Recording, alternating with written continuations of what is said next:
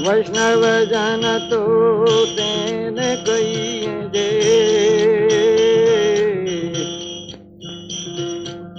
पीड़ पराई जाने रे पर दुखे उपकार करे तो मन अभिमान नो याने रे वैष्णव जन तो. அனைவருக்கும் என்னுடைய பணிவான மாலை வணக்கத்தினை தெரிவித்துக் கொள்கிறேன். மிகவும் மகிழ்ச்சியாக இருக்கிறது. நம்முடைய காந்தி கல்வி நிலையத்தின் சார்பில் ஒவ்வொரு புதன்கிழமையும் நடைபெறுகின்ற இந்த நிகழ்ச்சிகளில் நான் சில சமயம் பங்கு கொள்வேன். சில சமயம் நம்ம யூடியூப்ல போடும்போது அதில் நான் பங்கேற்றுக் கொண்டு ரொம்ப சந்தோஷம். இந்த நிகழ்ச்சியில எனக்கு பங்கேற்பதற்கு வாய்ப்பு கொடுத்த சரவணன் சாருக்கு என்னுடைய நன்றியை தெரிவித்துக் கொள்கிறேன். இன்னைக்கு நம்ம எடுத்திருக்கக்கூடிய புக்கு வந்து பாபு, அது ஒரு மொழிபெயர்ப்பு புத்தகம். இந்த புத்தகம் ஹிந்தியில் எழுதப்பட்டிருக்கிறது. ஹிந்தியில் இருந்து தமிழுக்கு மொழி பரிமாற்றம் செய்யப்பட்டிருக்கிறது. இந்த புத்தகத்தை எழுதியவர் ஜி.டி. பிர்லா அவர்கள். காஞ்சி பெரியவர் ஒரு முறை குறிப்பிட்டார்கள், நாம் அனைவருமே புதிய கோவில்களுக்கு சென்று வழிபடுகிறோம், புதிய கோவில்களை கட்டுகிறோம், இது நல்லதுதான். ஆனால் இந்த பழைய கோவில்களும் புனருத்தாரணம் செய்யப்பட வேண்டும், அதிலும் நாம் கவனம் செலுத்த வேண்டும் என்று சொன்னார்கள். அந்த வகையிலே மகாத்மா காந்தியடிகளை பற்றி வாரந்தோறும் புதிய புத்தகங்கள் வந்து கொண்டே இருக்கின்றன. ஜி.டி. பிர்லா எழுதிய ஒரு மிக பழைய புத்தகம். அந்த புத்தகத்தினை ஒரு வாசிப்பு செய்வதற்கும், முதல் முறையாக இந்த புத்தகத்தை நான் வாசிக்கிறேன், வாசிப்பு செய்வதற்கும் அறிமுகம் செய்வதற்கும் எனக்கு ஒரு நல்ல ஒரு வாய்ப்பு கிடைத்திருக்கிறது என்று கருதுகிறேன். ஜி.டி. பிர்லா, பொதுவாக நாங்கள் கல்லூரிகளில் பள்ளிகளில் காந்திய சிந்தனை வகுப்புகள் எடுக்கிறோம்.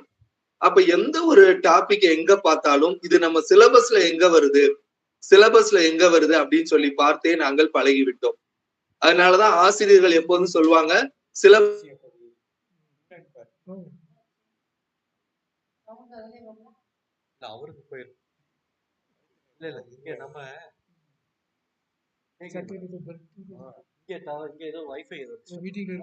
தான் தேடிய சொத்திற்கே நாம் தான் அறங்காவலர். அந்த வகையிலேயே அறங்காவலர் தத்துவத்தை யார் யார் ஏற்றுக்கொண்டார்கள்? ஜி.டி. பிர்லா. இன்னைக்கு இந்த சிஎஸ்ஆர் ஃபண்ட் எல்லாம் சொல்றோம், அதற்கெல்லாம் முன்னோடியாக அப்ப ஜம்னாலால் பஜாஜ், அப்ப ஜி.டி. பிர்லா அவர்களை துணை கழித்துக் கொள்வோம். இந்த புத்தகத்தை படிச்ச உடனேதான் தெரியுது, நம்ம நாட்டுல யூனிபோலார், ஒருத்தருக்கு ஒரு அடையாளம் மட்டும்தான் கொடுப்போம், அதோட அடக்கிடுவோம். அரசியல்வாதினா அவர் அரசியல்வாதி மட்டும்தான், பொருளாதார நிபுணர்னா அவர் பொருளாதார நிபுணர் மட்டும்தான், கவிஞர்னா கவிஞர் மட்டும்தான். ஆனா அந்த பல்வேறு பன்மிய பரிமாணங்கள் அவருக்கு இருக்குங்கிறது அவரை பற்றி ஆழ்ந்து நோக்கும் பொழுதுதான் அவருடைய பல்வேறு முகங்கள், நல்ல முகங்கள், கலை முகங்கள், இலக்கிய முகங்கள் வெளியே வரும். அப்ப இந்த புத்தகத்தை படிச்ச உடனேதான் நினைச்சேன், ஜி.டி. பிர்லா ஒரு பெரிய இந்திய பெருங்கடல், அவரை நம்ம சும்மா கங்கையை செம்பிற்குள் அடைத்தால் போல சொல்லிட்டோமே அப்படின்னு சொல்லி இந்த புத்தகம் எனக்கு காந்தியடிகளை அறிந்து கொள்ள உதவியதை விட ஜி.டி. பிர்லா அவர்களுடைய வாழ்க்கை வரலாற்றினை இன்னும் ஆழமாக அறிந்து கொள்ள உதவக்கூடிய ஒரு புத்தகமாக இது இருக்கிறது. ஜி.டி. பிர்லா, சுருக்கமாக சொல்லியே ஜிடி என்று சொல்கிறோம். அப்ப பொதுவாக இந்த அகடமிக்கல் அப்ரோச் சொல்றாங்க. ஒரு புத்தகம் ஆசிரியர் அறிமுகம் பண்ணணும், நூலை அறிமுகம் பண்ணணும், அப்புறம் அத்தியாயங்கள் சொல்லணும். இதை ஒரு ரேண்டமா பண்ணாம சிஸ்டமேட்டிக்கா. அந்த வகையில ஜி.டி. கணஷியாம் தாஸ் பிர்லா, இந்த மொழி ஒரு இன்ட்ரெஸ்ட் ஏதோ இருக்கு அப்படிங்கிறதுனால இந்த கணஷியாம் என்பதற்கு என்ன அர்த்தம்? அந்த ஜி என்பது கணஷியாம், இந்த கன அப்படிங்கிற சொல்லுக்கு ஆழ்ந்த, அடர்ந்த அப்படின்னு அர்த்தம். டார்க் அப்படிங்கிறோம்ல. ஷியாம் என்றால் கருப்பு. இந்த கணஷியாம் அப்படின்னா ஆழ்ந்த, அடர்ந்த கருப்பு, கருப்பானவர்னு வச்சுக்கலாம். தாஸ் என்றால் அடிமை. இந்த கணஷியாம் யாரை குறிப்பிடுகிறது என்றால் கிருஷ்ணரை குறிக்கக்கூடிய ஒரு வார்த்தை. ஷியாம் சுந்தர், கணஷியாம் சுந்தர், இதெல்லாம் கிருஷ்ணரை குறிக்கக்கூடிய வார்த்தை. இந்த தாஸ் என்ற அடிமை என்று அர்த்தம். தாஸ் அப்படின்னு வச்சுக்கலாம். இப்ப கிருஷ்ணதாஸ் எல்லாம் பேர் வைக்கிறாங்க, ராம்தாஸ்னு பேர் வைக்கிறாங்க. இந்த கணஷியாம் தாஸ் அப்படிங்கிறதுக்கு அதுதான் அர்த்தம். அதுக்கு அடுத்து பிர்லா. நம்ம பிர்லான்னு சொல்றோம். இந்தி உச்சரிப்புல பிர்லாங்கிற வார்த்தை யூஸ் பண்றாங்க. பிடிலா அப்படிங்கிற வார்த்தையும் இந்த ட மென்மையா சொல்லி பிடிலாங்கிற வார்த்தையும் யூஸ் பண்றாங்க. இந்த சர்நேமை பற்றி ஒரு என்ன குறிப்பு. பொதுவாக வட இந்தியால நாம் பெயரை சொல்றோம். அவர்களுக்கு நம்முடைய பெயரை தெரிந்து கொள்வதை விட நம்முடைய சர்நேமை தெரிந்து கொள்வதில் அதிக விருப்பம் இருக்கும். இந்தியால யாரையுமே ஜாதி, தமிழ்நாட்டுல யாரையுமே என்ன ஜாதின்னு கேட்க மாட்டோம், அறிந்து கொள்ள முயற்சி செய்ய மாட்டோம். அது அநாகரிகம், அது நமக்கு தேவையில்லாத ஒன்றாக நம்ம விட்டுட்டோம். ஆனா வட இந்தியால பேர் கேட்பாங்க. அதுக்கடுத்து உங்க சர்நேம் என்ன அப்படின்னு சொல்லி கேட்கிறாங்க. இந்த சர்நேம் ஏன் கேட்கிறாங்க அப்படின்னா ரெண்டு விஷயம். இந்த சர்நேமை கேட்டுட்டு ஒரு 4 இதா பிரிச்சு வச்சுட்டு இந்த 4க்குள்ள இவங்க என்ன நேரடியா கேட்காம, இப்ப சர்மா அப்படின்னா அவர்கள் எந்த இது, தாஸ் அப்படின்னா அவங்க என்ன இது. இந்த சர்நேம் நிறைய இருக்கு. இது ஒரு பெரிய ஹிஸ்டரி. இப்ப இந்த பிடிலாங்கிற சர்நேம் எடுத்துட்டு இந்த 4 இதுக்குள்ள எதுல வருது, வைஷ்யராக வருகிறார்கள். இது தேவையில்லாதான் இருந்தாலும் அப்ப காந்தியடிகளுக்கும் அவர்களுக்கும் உள்ள தொடர்பை பற்றி பார்க்கும் பொழுது நானா இப்படி சிந்தித்து பார்த்தேன். பிராமணர்கள், வைஷ்யர்கள், சத்திரியர்கள் அப்படி பிரிக்கும் பொழுது வைஷ்யர்களாக வருகிறார்கள். இந்த வைஷ்யர்ல இது ஒண்ணு. ரெண்டாவது சர்நேம் எதுக்காக கேட்கிறாங்க அப்படின்னா இவர்கள் எந்த மாநிலத்தை சேர்ந்தவர்கள்னு தெரிஞ்சுக்கலாம். காலச்சூழல அவர் வேற மாநிலத்தில் செட்டில் ஆயிப்பாரு, ஆனால் இவருடைய மூதாதையர்கள் இந்த மாநிலத்தை சேர்ந்தவர்களாக இருப்பார்கள் என்று தெரிந்து கொள்ளலாம். இப்ப காந்தி அப்படின்னா சொன்ன பிறகு நீங்க என்ன ஸ்டேட்னு கேட்க வேண்டிய அவசியம் இல்லை. தேசாய் அப்படின்னா என்ன ஸ்டேட்னு கேட்க வேண்டிய அவசியம் இல்லை. இந்த பிர்லா என்பது ராஜஸ்தான் மாநிலத்தை பூர்வீகமாக கொண்டு இருந்திருக்கிறார்கள். அப்ப பேரளவில் பார்க்கும் பொழுது வைஷ்ய குலத்தை சார்ந்திருக்கிறார்கள், ராஜஸ்தான் மாநிலத்தை சார்ந்தவர்களாக இருக்கிறார்கள். அதனுடைய உட்பிரிவு அப்படின்னு பார்க்கும் பொழுது இந்த காந்தியடிகளுக்கு இவருக்குள்ள பொருத்தப்பாட்டுக்காக இவ்வளவு சொல்றேன். மகேஸ்வரி என்று ஒரு இனம். அந்த கணஷியாம் தாஸ் பிர்லாவினுடைய குடும்பம் வைஷ்ணவ குடும்பம். அவர்கள் திருமாலை வழிபடக்கூடிய குடும்பம். ஆனால் அவர்கள் என்ன பிரிவை சார்ந்திருக்கிறார்கள் என்றால் மகேஸ்வரி என்று ஒரு இது. அது சப்காஸ்ட்னு வச்சுக்கலாம். அந்த வைசியருக்குள்ள ஒரு மகேஸ்வரி என்று ஒரு இனம்.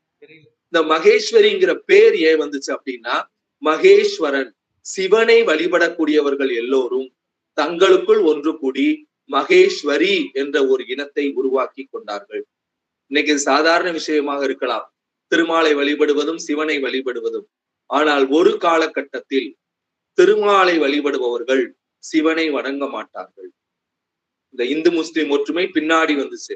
ஆனா இதற்கெல்லாம் முன்னோடி இந்து சமயத்திற்குள்ளேயே பல்வேறு பிரிவுகளை நாம் அந்த அவர்களுக்கிடையே உள்ள வேறுபாடுகளையே களைய வேண்டி இருந்தது. அப்ப இவர்கள் வைஷ்ணவ குடும்பத்தை சார்ந்தவர்கள், ஆனால் அவர்கள் சிவனை வழிபடக்கூடிய மகேஸ்வரி இனத்தை சார்ந்தவர்களாக இருந்திருக்கிறார்கள் என்று அப்ப இந்த பொருத்தப்பாட்டை நான் நினைத்து பார்க்கிறேன். இதான் இந்த கணஷியாம் தாஸ் பிர்லா என்பதனுடைய பெயர். அதற்கடுத்து காந்தியடிகளை இவர் ஆராய்ந்திருக்கிறார். மகாதேவ் தேசாய் அவருடைய அணிந்துரையில சொல்றாரு, இது ஒரு ஆராய்ச்சி நூல் என்று சொல்கிறார். அப்ப காந்தியடிகளுக்கும் இவர்களுக்கும் உள்ள பொருத்தப்பாடு என்ன அப்படி என்று பார்க்கும் பொழுது 25 வயது வித்தியாசம்.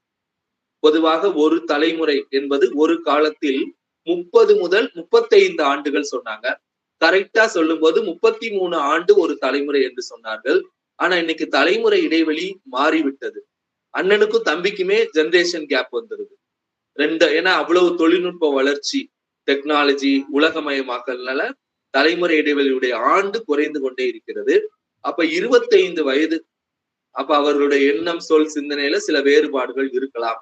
அதை எப்படி அவர்கள் எதிர்கொண்டார்கள், இருவருக்கும் உள்ள தொடர்பில் அதனை எவ்வாறு எதிர்கொண்டார்கள் அப்படிங்கிறத பத்தி நம்ம பார்க்கலாம்.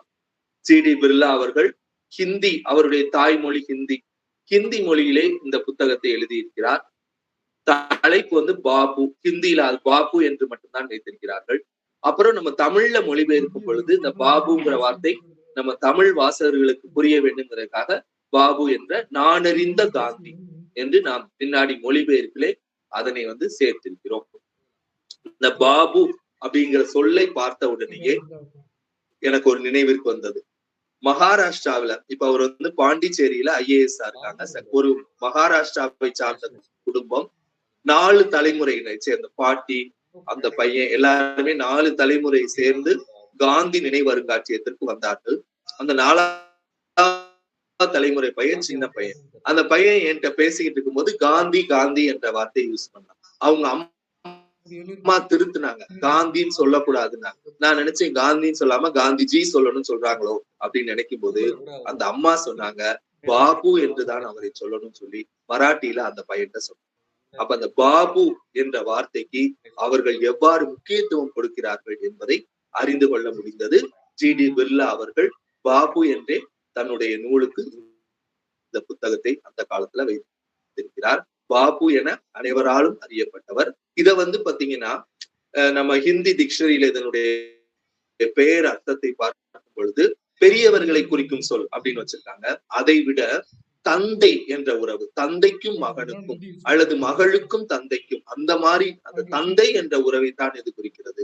அப்ப காந்தியடிகள் அனைவருக்கும் தந்தையாக இருந்தார், தேச தந்தையாக இருந்தார். அவர் ஒரு தலைவரா மட்டும் பார்க்கல, அதற்கு அடுத்த நிலை அணுக்கமான உறவிலே தந்தையாக பார்க்கும் வகையிலே GD பிர்லா அவர்கள் பாபு என இந்த பெயரை வைத்திருக்கிறார்கள். GD பிர்லா, நான் ஏற்கனவே சொன்ன மாதிரி GD பிர்லானா ஒரு தொழில் முனைவோர், தொழில் அதிபர். நம்ம இயக்கத்துக்கு பணம் வேணா அவருக்கு கடிதம் எழுதலாம், அவர் அங்க இருந்து பணத்தை அனுப்புவாரு. இப்படிதான் நான் புரிந்து கொண்டு வைத்துக் கொண்டேன். GD பிர்லாட்ட இவங்க நிதி வாங்கி சில காரியங்கள் பண்ணியிருக்காங்க. குறிப்பாக இந்த ஹரிஜன் இதழ் தொடங்கப்பட்ட போது முதல் காந்தியடிகள் GD பிர்லாக்கு கடிதம் எழுதுகிறார். அவர் கொடுத்த அந்த நிதியில வந்து ஹரிஜன் என்ற இதழ் தொடங்கப்பட்டது. அது வந்து குஜராத்தியில் தொடங்கப்பட்டது. பின்னாடி ஹிந்தி மொழியில தொடங்கணுங்கிறதுக்காக ஹரிஜன பந்து அப்படின்னு தொடங்கலாம் முடிவு பண்றாங்க. அப்ப காந்தியடிகளுக்கு ஒரு தயக்கம் வருகிறது, எப்படி திருப்பி போய் GD பிர்லாட்ட ரூபா கேட்கிறது, அவர் தான் ஒரு நல்ல ஒரு தொகை கொடுத்து நம்ம தொடங்கிட்டோமே அப்படின்னு சொல்லி காந்தியடிகள் நிதி ஆதாரங்களுக்காக பிறவற்றை GD பிர்லாவை தவிர்த்து மற்ற இதை தேடுகிறார். அப்ப ஒரு தொழில் முனைவோர், தொழிலதிபர் அப்படின்னா அவர்கள் புரவலராக மட்டும்தான் இருப்பாங்க அப்படின்னு சொல்லி நான் தெரிந்து கொண்ட கருத்து. ஆனால் இதுலதான் GD பிர்லா அவர்கள் காங்கிரஸ் உடனும் காந்தியடிகளுடைய வாழ்க்கை உடனும்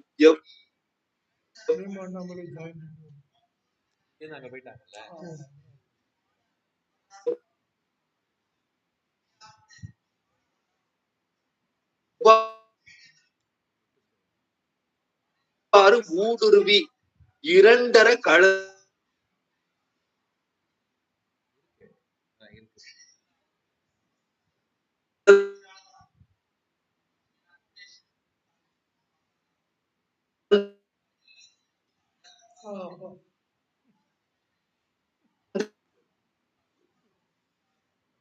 இருக்கிறார்கள். ஒவ்வொரு நிகழ்விலுமே காங்கிரசினுடைய முக்கியமான வரலாற்று பக்கம் திருப்ப தத்துவம் எல்லாத்தையுமே சேர்த்து, சமயம் எல்லாத்தையுமே சேர்த்து அவருடைய அணுகுமுறையை எவ்வாறு கொடுத்திருக்கிறார் என்பதை இந்த புத்தகத்தில் இருந்து நாம் தெரிந்து கொள்ள முடிகிறது. இந்த புத்தகத்தினை GD பிர்லா அவர்கள் ஹிந்தியிலே 139 பக்கங்களாக எழுதியிருக்கிறார்கள். ஆனால் இந்த புத்தகம் தமிழுக்கு பொதுவாக இந்த மொழி பரிமாற்றம் செய்யப்படும் பொழுது, மொழியாக்கம் செய்யப்படும் பொழுது பக்கங்களுடைய எண்ணிக்கை கூடுவது இயல்பு. ஏன்னா ஒரு மொழியை இன்னொரு மொழியாக பார்க்கும் பொழுது ஒரு விரிவாக்கம் தேவைப்படும். இதை தமிழுக்கு மொழிபெயர்க்கும் பொழுது 139 ஹிந்தியில வந்தது 222 பக்கங்களாக ஆகியிருக்கிறது. மொத்தம் வந்து 222 பக்கங்கள். இந்த புத்தகத்தினை ஹிந்தியிலிருந்து, சில புத்தகங்கள் பாத்தீங்கன்னா நமக்கு ஹிந்தியில இருந்து ஆங்கிலத்துக்கு போயிட்டு தமிழ்ல வருது. ஆனால் இந்த புத்தகம் நேரடியாக ஹிந்தியிலிருந்து நம்முடைய தமிழுக்கு வந்திருக்கிறது. இந்த புத்தகத்தினை மொழிபெயர்த்தவர் சுப்பையா. இவரை பற்றி நான் நெட்ல பார்த்தேன், ஏதாவது தகவல்கள் சொல்லணும். ஏன்னா இவ்வளவு ஒரு மிகப்பெரிய பணி செய்திருக்கிறார். நெட்ல இவரை பற்றி தகவல்கள் இல்லை. அப்ப சுப்பையாவுடைய முதல் நன்றி உரை சொல்றார். ஏன் மொழிபெயர்ப்பாளர் யாருக்கு நன்றி உரை சொல்கிறார் என்றால் ஜிடி பிர்லா அவர்களுக்கு நன்றி உரை சொல்கிறார். இந்த புத்தகத்தை நான் ஹிந்தியிலே படித்து பார்த்தேன். தமிழ்லையும் காந்தியடிகள், அவர் சொன்ன வார்த்தை, தமிழ்லையும் நிறைய காந்தியடிகளை பற்றி புத்தகங்கள் வந்திருக்கு. ஆனால் தமிழிலே இல்லாத கருத்துக்கள் இந்த ஹிந்தி புத்தகத்துல இருக்கு. ஏன்னா ஜிடி பிர்லா அணுக்கமாக காந்தியடிகளோடு இருந்திருக்கிறார். அப்ப அந்த தகவல்கள் தமிழ் வாசகர்களுக்கு போய் சேர வேண்டும் என்று நினைத்தேன். ஆதலால் ஜிடி பிர்லா அவர்களிடம் அனுமதி கேட்டேன். ஜிடி பிர்லா அவர்கள் மிகுந்த சந்தோஷத்துடன் மகிழ்ச்சியுடன் அனுமதி கொடுத்தார்கள். ஆதலால் முதல்ல அவருக்கு நன்றி சொல்கிறேன் என்று சொல்லி மொழிபெயர்ப்பாளருடைய உரை நன்றி உரையாக இதில் வந்திருக்கிறது. அதுக்கடுத்து இந்த முதல் ஹிந்தி பதிப்பிற்கு யார் அணிந்துரை எழுதியிருக்கிறார்கள் சொல்லுவாங்க. புத்தகம் அதன் அணிந்துரையாலும் அறியப்படும். யார் சார் அணிந்துரை எழுதியிருக்கார் அப்படின்னு சொல்லி பார்த்துட்டு சில பேர் அந்த அணிந்துரையை வச்சு புத்தகத்தை மதிப்பீடு செய்வாங்க. அணிந்துரை மகாதேவ் தேசாய் அவர்கள் எழுதியிருக்கிறார். மகாதேவ் தேசாய் காந்தியடிகளுக்கும் அணுக்கமானவர், ஜிடி பிர்லாவுக்கும் அணுக்கமானவர். மகாதேவ் தேசாய் தன்னுடைய அணிந்துரையே ஒரு இலக்கிய நடையாக, இலக்கியத்துவமாய் அவருக்கே உரிய ஒரு இலக்கியத்துவமாக இருக்கிறது. மகாதேவ் தேசாய் சொல்றாரு, காந்தியடிகள் வாழ்க்கையும் பகவத்கீதையும் ஒண்ணுதான். முதல்ல ஆரம்பிக்கிறார். பகவத்கீதையை முழுமையா அறியன்னா காந்தியடிகள் வாழ்க்கையை தெரிஞ்சுக்கணும், காந்தியடிகள் வாழ்க்கையை தெரியன்னா பகவத்கீதையை தெரிஞ்சுக்கணும். அப்புறம் மகாதேவ் தேசாய் லாஜிக்கை எக்ஸ்டெண்ட் பண்றாரு. யார் பகவத்கீதைக்கு அணிந்துரை எழுதினாலும் அவர்களை அறியாமலேயே அவர்களுடைய வாழ்க்கை அந்த புத்தகத்தில் பிரதிபலித்து விடும் அப்படின்னு சொல்லிட்டு மகாதேவ் தேசாய் லோகமானிய திலகர் அவர்களை கோட் பண்றாரு. திலகருடைய கீதா ரகசியம் வெறும் கீதா ரகசியம் மட்டுமில்ல, அந்த கீதா ரகசியத்தின் மூலமாக நாம் பாலகங்காதர திலகர் போன்ற மிகப்பெரிய ஆளுமையை பற்றி அறிந்து கொள்ள முடியும். அது அவருடைய வாழ்க்கை மறைமுகமாக அதில் கலந்து விட்டது. இது இயல்பானது. அதை போல சொல்றாரு மகாதேவ் தேசாய். ஜிடி பிர்லா அவர்கள் காந்தியடிகளை பற்றி எப்படி பகவத்கீதையை பத்தி எழுதும் போது தன்னுடைய ஆளுமை தன்னை அறியாமல் வெளிப்படுமோ, ஜிடி பிர்லா அவர்கள் காந்தியடிகளை பற்றி இந்த புத்தகத்தை எழுதியிருந்தாலும் அவரையே அறியாமல் ஜிடி பிர்லா என்ற ஒரு ஆளுமை, அந்த அவருடைய ஆளுமை இந்த புத்தகத்தில் இரண்டர கலந்து விட்டது, பிரிக்க முடியாமல் இரண்டர கலந்து விட்டது என்று மகாதேவ் தேசாய். இதை விட நம்ம இந்த அணிந்துரையினுடைய சிகரம் அந்த வார்த்தை அது மிகச் சிறப்பான முறையில எழுதியிருக்கிறார்கள். அப்போ காந்தியடிகள்கிட்ட நீங்க என்னென்ன சொல்லுவீங்களோ அவர் புத்தகத்தை படிக்கிற எல்லாருமே ஒரு தெளிவு இருக்கும் என்று சொல்வார்கள். ஏன்னா குழப்பம் இருந்தா தானே எழுத்துல குழப்பம் வரும், மனதில் குழப்பம். அப்ப தெளிவு இருக்கும், சொல் சுருக்கம் இருக்கும். காந்தியடிகளை பற்றி சொல்லும்போது தேவையில்லாத ஒரு சொல்லை கூட பயன்படுத்த மாட்டார், நீட்டி முழக்க மாட்டார். அதையே தான் அப்புறம் பின்னாடி காங்கிரஸ்காரர்கள் அப்படியே ஏத்துக்கிட்டாங்க. காங்கிரஸ்காரர்கள் தவறுனா தவறு, ஆனால் பின்னால வந்த கட்சிகள் இது தவறா, இது அடுக்குமா, இது தகுமோ, இது உண்மையா அப்படின்னு நிறைய வார்த்தைகள் போட்டுவாங்க. இவங்க ஒரே வரியில முடிப்பாங்க. யார்கிட்ட இருந்து வந்துச்சுன்னா காந்தியிடமிருந்து கற்றுக்கொண்டது அந்த சொல் சுருக்கம். மூன்றாவதாக கருத்து ஆளும். இந்த மூணுமே காந்தியடிகளுக்கு தான் எல்லாரும் சொல்லியிருக்காங்க. ஆனா மகாதேவ் தேசாய் ஜிடி பிர்லாவினுடைய எழுத்துக்களிலும் தெளிவிருக்கிறது, சொல் சுருக்கம் இருக்கிறது, கருத்தாளம் இருக்கிறது. எப்படி இது வந்துச்சு? 15 ஜிடி பிர்லா அவர்கள் காந்தியடிகளை சந்திக்கிறார். 40 இந்த புத்தகத்தை எழுதியிருக்காங்க ஜிடி பிர்லா அவர்கள். அப்ப அந்த 25 ஆண்டு கால வாழ்க்கை தொடர்பு, அணுக்க தொடர்பு எப்படி ஜிடி பிர்லா அவர்களை மாற்றி இருக்கிறது, மோல்டு பண்ணி இருக்கிறது என்று நாம் தெரிந்து கொள்ள முடிகிறது. இதான் இந்த அணிந்துரையில 20 அத்தியாயங்கள், 222 பக்கங்கள். முதல் அத்தியாயத்திற்கு உதயம் என்று பெயர் வைத்திருக்கிறார். ஏன் இந்த புத்தகத்தை நான் எழுதினேன் அது ஜிடி பிர்லா சொல்றாரு. காந்தியடிகள் 1869 பிறந்திருக்காரு. ஜிடி பிர்லா 40 இந்த புத்தகத்தை எழுதியிருக்காரு. அப்ப காந்தியடிகளுடைய வயது 71. அவருடைய 71வது பிறந்த நாளை கொண்டாடும் வகையிலே இந்த புத்தகம் எழுதப்பட்டிருக்கிறது. ஜிடி பிர்லா சொல்றாரு, மிகப்பெரிய கால வெள்ளம் ஓடிக்கிட்டே இருக்கு. எத்தனையோ ஆயிரக்கணக்கான ஆண்டுகளாக கால வெள்ளம் ஓடிக்கொண்டே இருக்கிறது. அதில் 71 ஆண்டுகள் என்பது ஒரு துளி அந்த கால வெள்ளத்தில். ஆனால் இந்த கால வெள்ளத்தில் இந்த மொத்த கால வெள்ளத்தை பார்க்கும் பொழுது இந்த 71 ஆண்டுகள் ஏற்படுத்திய மாற்றம், இந்த உலகில் ஏற்படுத்திய மாற்றம் எத்தனையோ ஆயிரக்கணக்கான ஆண்டுகளாக ஏற்படாத மாற்றத்தை இந்த 71 ஆண்டு கால காந்தியடிகளுடைய வாழ்க்கை மாற்றி இருக்கிறது. மிகப்பெரிய மாற்றத்தை இந்த கால வெள்ளத்தில் கொண்டு வந்திருக்கிறது, புரட்சிகரமான மாறுதல்களை கொண்டு வந்திருக்கிறது என்று ஜிடி பிர்லா அவர்கள், அதனாலதான் இந்த புத்தகத்தை நான் எழுதினேன் என்று எழுதியிருக்கிறார். இன்னொன்னு, இந்த புத்தகத்துல இந்திய சுயராஜ்யத்தை பத்தி படிச்சவங்க சொல்லுவாங்க, எப்போ காந்தியடிகள் முந்தானேத்து இந்த புத்தகத்தை எழுதின மாதிரி இருக்கே. ஏன்னா இந்திய இப்ப உள்ள அரசியல், தமிழ்நாடு பொருளாதார நிலை எல்லாமே பார்க்கும் பொழுது முந்தானேத்து காந்தியடிகள் இந்த இந்திய சுயராஜ்ய புத்தகத்தை எழுதி கொடுத்துட்டு போன மாதிரி இருக்கும். அப்படி ஒரு இது இருக்கும், பொருத்தப்பாடு இருக்கும்.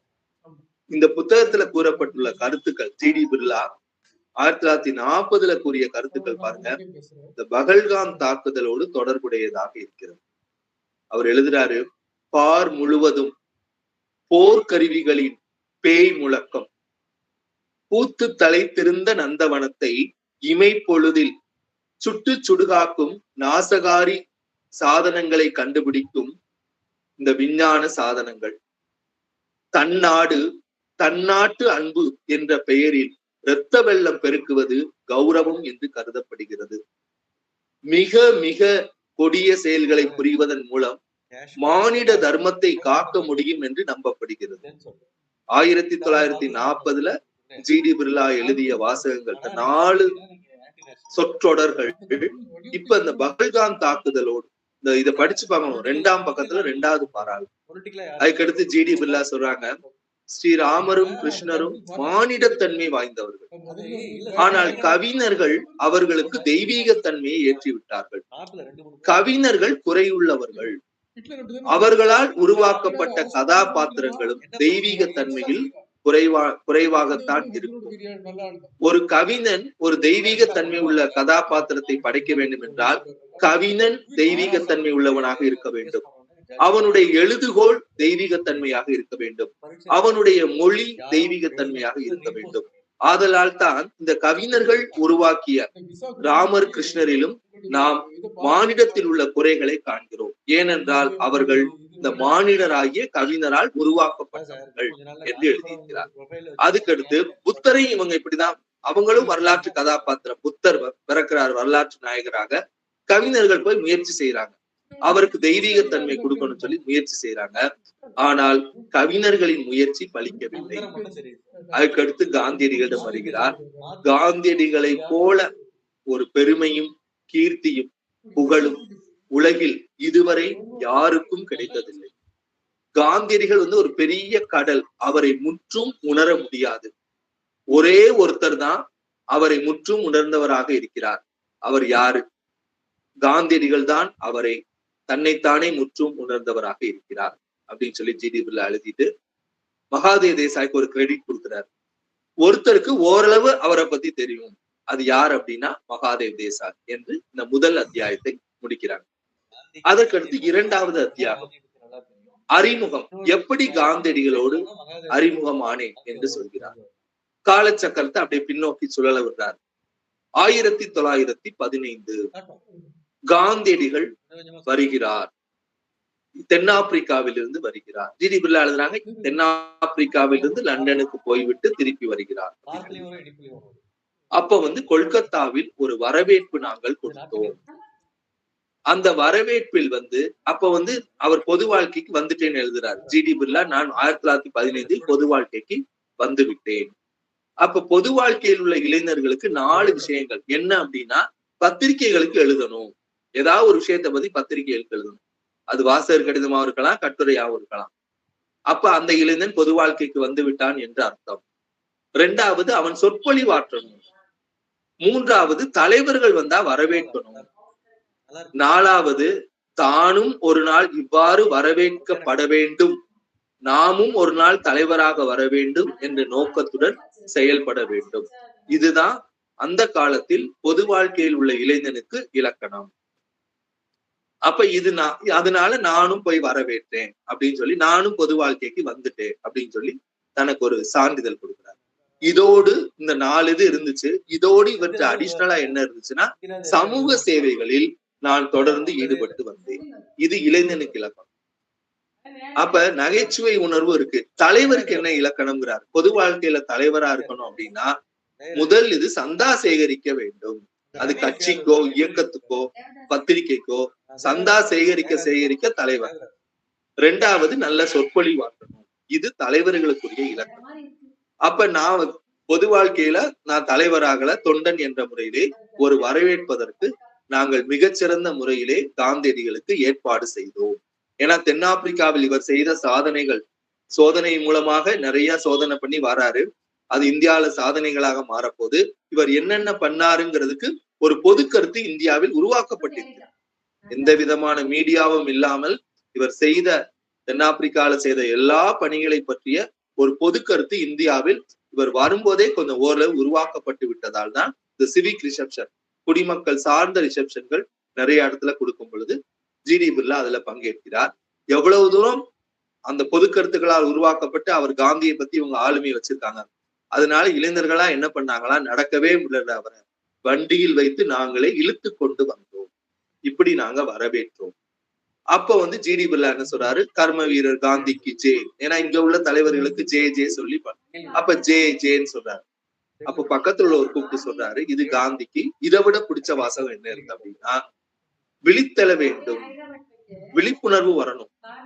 அப்ப என்ன அப்படின்னா, கண் விழி தெளிமீன். அப்ப நீங்க விண்பொருள் பெருமீன் அந்த மாதிரி சொல்லுப்பா அப்படிங்கிறார்.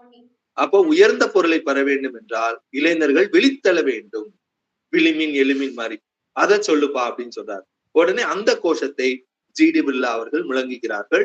காந்தியடிகள் 5 பிரசங்கங்களை நிகழ்த்துகிறார். அப்ப பொதுக்கருத்தை வச்சு ஒரு ஆளுமை இவங்களா இமேஜின் பண்ணி வச்சுக்கிட்டாங்க. சொற்பொழிவை கேட்ட உடனே இவங்களுக்கு ஒரு பின்னடைவு வருது. என்னடா இப்படி பேசுறாரு, நம்ம ஒண்ணு நினைச்சோம், இவங்க என்ன அப்படி பேசிட்டார் அப்படின்னா, இவர் இளைஞர்கள் மனதில் தலைவராக பாலகங்காதர திலகர் இருக்கிறார். பாலகங்காதர திலகரை தான் இவங்க வச்சுக்கிட்டு இருக்காங்க. இவருடைய வழியில நம்ம போவோம், விடுதலை, சுயராஜ்யம் எனது பிறப்பு, அதை அடைந்தே தீருவேன். அப்ப ஆதர்ஷ புருஷராக பாலகங்காதர திலகர் இருக்கிறார். ஆனால் காந்தியடிகள் கோபாலகிருஷ்ண கோகலேயை தன்னுடைய எல்லா பிரசங்கங்களிலும் முன்னிலைப்படுத்தி பேசிக்கொண்டே இருக்கிறார். அப்ப இவங்களுக்கு ஒரு தயக்கம், ஏன்னா கோபாலகிருஷ்ண கோகலே பேசுறாரு, நம்ம கோபாலகிருஷ்ண கோகலே நம்ம ஏத்துக்கிறது மரியாதை இல்லைன்னு இல்ல, அவருடைய வழியை ஏத்துக்கிறது. ஆனா காந்தியடிகள் திலகரை குறைவா பேசல. அப்போ ஒரு புதிராக இருக்கிறாரே, வித்தியாசமா இருக்கே அப்படின்னு அவர் சொல்றாரு. 1915 எனக்கு எவ்வாறு புதிராக காட்சியளித்தாரோ இப்ப வரைக்கும் புதிராகத்தான் அவர் காட்சியளிக்கிறார். நிறைய இதை என்னால் புரிந்து கொள்ள முடியவில்லை என்று ஜிடி பிர்லா அவர்கள் எழுதியிருக்கிறார்கள். அப்ப ஜிடி பிர்லா கேட்கிறாரு காந்தியடிகள்கிட்ட, நாம் இருவரும் ஒரு குறிப்பிட்ட பொது விஷயத்தை பற்றி கடித போக்குவரத்து வைத்துக் கொள்ளலாமா அப்படின்னு சொல்லி கேட்கிறார். காந்தியடிகள் ஜிடி பிர்லா பற்றி ஆளுமையை பத்தி எதுவுமே தெரியாது, பின்னாடி தொழில் பண்றாரு அந்த எதுவுமே தெரியாது. ஒரு இளைஞன் நம்மகிட்ட கடித போக்குவரத்து வச்சுக்கலான்னு கேட்கிறான். உடனடியாக காந்தியடிகள் ஒத்துக்கொள்கிறார். அதான் ஜிடி பிர்லா எழுதுறாரு, இதுதான் இளைஞர்களை கவரும் உத்தி. அப்போ ஒரு இயக்கத்தை இளைஞர்களை கொண்டுதான் நடத்த முடியும், மக்களை கொண்டுதான் நடத்த முடியும், அனைவரையும் உள்ளடக்கியதான் நடத்த முடியும், யாரையும் ஒதுக்கிட முடியாது. அப்ப என்னை போன்ற ஒரு சாதாரண இளைஞரோடு கடித போக்குவரத்து நடத்திக் கொள்வதற்கு ஒரு மாபெரும் ஆளுமையான காந்தியடிகள் சம்மதித்தார். அதுதான் அவருடைய வெற்றியாக இருக்க முடியும் என்று இப்படிதான் எங்களுடைய ஒரு இது நடந்துச்சு, அறிமுகம் நடந்துச்சு. அதுக்கடுத்து வாழ்க்கையின் லட்சியம், இது காந்தியடிகளுடைய வாழ்க்கையின் லட்சியமா அல்லது ஜிடி பிர்லாவினுடைய வாழ்க்கையின் லட்சியமா இல்ல நம்முடைய வாழ்க்கையின் லட்சியமா? என்ன லட்சியம்? அவர் சொல்றாரு, நம்முடைய வாழ்க்கையில லட்சியம் அப்படின்னா காந்தியடிகளோடு ஏதாவது ஒரு வகையில் தொடர்பு வைத்துக் கொள்ள வேண்டும். வெலிங்டன் பிரபுட்ட சொல்றாரு, நீங்க பயந்து பயந்து ஓடுறீங்களே, காந்தியடிகள்ங்கிறது பார்த்த உடனே நீங்க பயந்து பயந்து ஓடாதீங்க, நீங்கள் அவரோடு தொடர்பு வைத்துக் கொள்ளுங்கள், அது உங்களுக்கும் நல்லது, காந்தியடிகளுக்கும். நீங்க ஏன் பயப்படுறீங்க? அவர் சொல்றாரு, நான் பயமற்ற மார்க்கத்தை விரும்புகிறேன். என்னுடைய பயமற்ற மார்க்கம் எதுவென்றால் காந்தியை சந்திக்காமல் விலகி இருப்பதுதான். அப்படின்னு. ஏன்னா அவர்கள் பயப்படுகிறார். என்ன அப்படின்னா, காந்தி போன்ற ஒரு மிகப்பெரிய இந்த ஒரு தலைவர், ஒரு தத்துவம் எல்லாத்துக்கும் செயல்படும் தலைவரோடு இவர்கள் பேச்சுவார்த்தை நடத்தும் பொழுது ஏதாவது ஒண்ணுல கமிட் ஆயிருவோமோ. அப்ப காந்தியடிகளை பத்தி சொல்றாங்க, அவரிடம் இந்த சொல் திறன், வார்த்தை விளையாட்டெல்லாம் இருக்கு, அது எதிராளியை அப்படியே கவர்ந்து பிடிச்சிடுறாரு. அப்ப நாங்க அவர்கிட்ட எதுவும் கமிட் பண்ணிடுவோமோன்னு பயமா இருக்கு. எதுக்குடா வம்பு, நாங்க விலகி இருக்கிறோம் சொல்லி நாங்க விலகி இருக்கிறோம். இதை நான் படிக்கும் பொழுது ஏற்கனவே நம்ம இதுல பண்ணும்போது புத்தக ரிவ்யூல அரவிந்தரும் இதான் எல்லாரும் பொதுவா மேலோட்டமா விமர்சன கண்ணோட்டத்துல சொல்லுவாங்க, அரவிந்தர் காந்தியடிகளை சந்திக்க மறுத்து விட்டார். அப்ப மறுத்து விட்டார்னு சொல்லும் போது ஏதோ வேணாம் அப்படி இல்ல. காந்தியடிகளை சந்தித்து விட்டால் தன்னுடைய லட்சியம் மாறிவிடும். இவர் ஆன்மீக லட்சியத்தை தேர்ந்தெடுத்தாரு. காந்தியடிகளை சந்தித்து விட்டால் அவருக்கு வசப்பட்டு ஆட்கொண்டு விடுவார். நாம் திருப்பி அரசியலுக்கு வந்து சேர வேண்டிய நிலை வந்துவிடும் என்பதால் தான் தவிர்த்திருக்கிறார். இதை சொல்லாம தவிர்த்துட்டார். அப்ப இவங்க தவிர்க்கிறாங்க. அதுல ஜிடி பிர்லா எழுதுறாரு, ஜான் கந்தர் அவர் காந்தியடிகள் ஒரு புதிர்.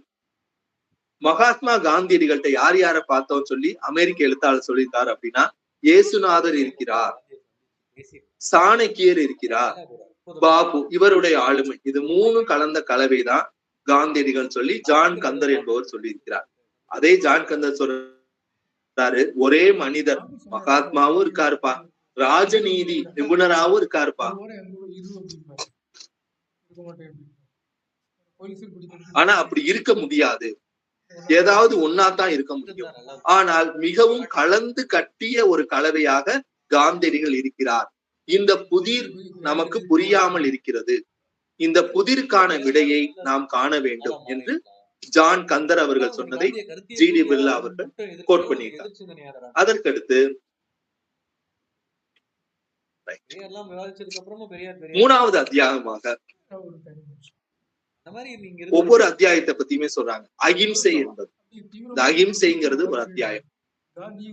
உலக யுத்தம் 1914-18 முதல் உலக போர். இந்த முதல் உலக போரில் காந்தியடிகளுடைய நிலைப்பாடு என்ன? அதுக்கடுத்து இந்த 40 இரண்டாம் உலக போர் தொடங்கி விட்டது. காந்தியடிகள் ஒரு ஸ்டாண்ட் எடுக்கிறாரு. இப்ப எடுக்கின்ற நிலைப்பாடு என்ன? அப்ப எடுத்த நிலைப்பாடு தப்பா, இப்ப எடுத்த நிலைப்பாடு தப்பா, எது ரைட்டு? ஏன் அப்ப ஒண்ணு எடுக்கணும் இப்போ? இது ரெண்டையுமே ஒப்பிட்டு உலக யுத்தம், இந்த அகிம்சையும் யுத்தமும் என்ற தலைப்பிலே 1914 முதல் 18 வரை முதல் உலகப் போர். முதல் உலகப் போரில் காந்தியடிகள் பிரிட்டிஷாருக்கு ஆதரவாக இருந்தார், பிரிட்டிஷ் இராணுவத்திற்கு ஆதரவாக இருந்தார். ஏன் சார் பிரிட்டிஷாருக்கு ஆதரவாக இருக்கணும்? ஏன் சார் நம்ம பின்னாடி அதே மாதிரி 39 இருந்திருக்கணும்ல, 39 முதல் 45 வரை இரண்டாம் உலக போரில் இருந்திருக்கணுமே. ஏன் காந்தியடிகள் இரண்டாம் உலக போரிலே ஒரு மாறுபட்ட நிலைப்பாட்டினை எடுத்தார்? இந்த 14 முதல் 18 வரை எடுத்ததற்கு ஜிடி பிர்லா அவர்கள் இந்த புத்தகத்திலே விளக்கம் சொல்கிறார்கள். ஏன் காந்தியடிகள் ஆதரவாக இருந்தார் என்றால், ஒரு காந்தியடிகள் அவர்களை ஒரு நன்றி கடன், ஏன்னா அவர்களுடைய வெளிச்சத்தில் இந்திய நாடு இருக்கிறது, ஆதலால் தான் நாம் அவர்களுக்கு உதவி செய்தாக வேண்டும். ஒரு தார்மீக நிலைப்பாடு. அவர்கள் நம்மை ஆள்பவர்கள், அவர்கள் நம்மை அடிமையாக நடத்துகிறார்கள், இதெல்லாம் நடக்குது 14-18. இருந்தாலும் மொத்தமாக பார்க்கும் பொழுது நாம் அவர்களுடைய வெளிச்சத்தில் இருக்கிறோம்.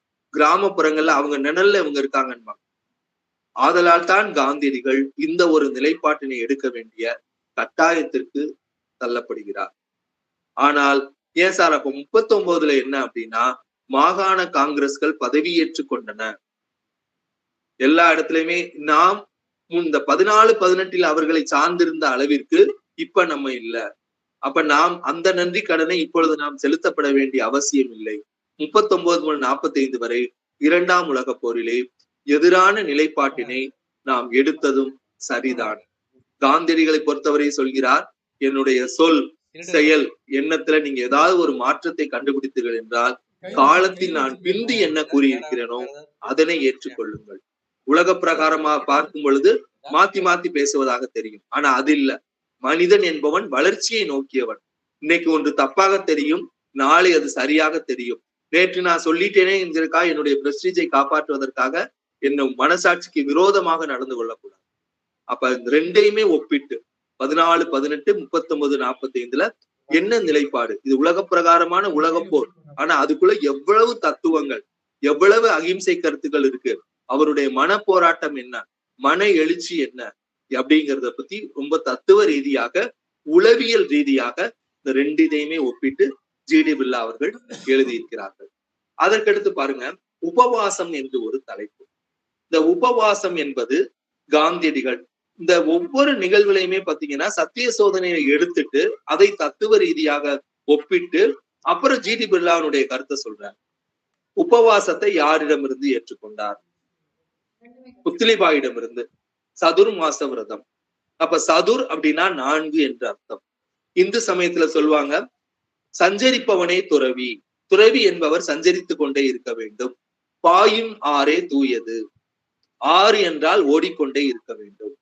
அப்ப இந்த இந்து சமயத்தில் துறவிகள் ஓரிடத்தில் தங்கக்கூடாது. அப்ப ஓரிடத்தில் தங்காமல் அவர்கள் பயணம் செய்து கொண்டே இருப்பார்கள். மழை காலத்தில் பயணம் செய்ய முடியாது. அப்ப அவர்கள் ஓரிடத்தில் தங்கிக் கொள்ளலாம். அப்ப எவ்வளவு பிளெக்சிபிள்ங்கிறத காமிக்கிறாங்க. இந்து சமயத்தில் துறவிகள் பயணம் செய்யும் பொழுது உபவாசம் இருக்க வேண்டிய அவசியம் இல்லை. ஏன்னா நடக்கும்போது ஸ்ட்ரென்த் வேணும்ல, உபவாசம் இருக்க வேண்டிய அவசியம் இல்லை. அதற்கெல்லாம் சேர்த்து வைத்து எந்த 4 மாசம் சதுர் மாசம், அப்ப மழைக்காலம் அந்த காலத்துல 4 மாசம் இருக்கு.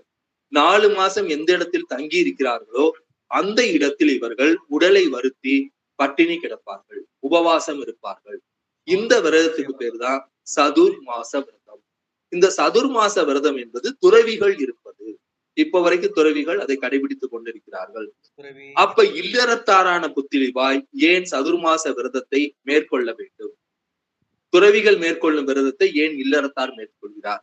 ஒரு ஊரிலே துறவிகள் பட்டினி இருக்கும் பொழுது மற்றவர்கள் விருந்து சாப்பிடுவது என்பது மானிட தர்மத்திற்கு எதிரானது. ஆதலால் தான் துறவிகள் இருக்கக்கூடிய விரதத்தை சில ஊர்களில் இல்லறத்தாரும் கடைபிடித்திருக்கிறார்கள்.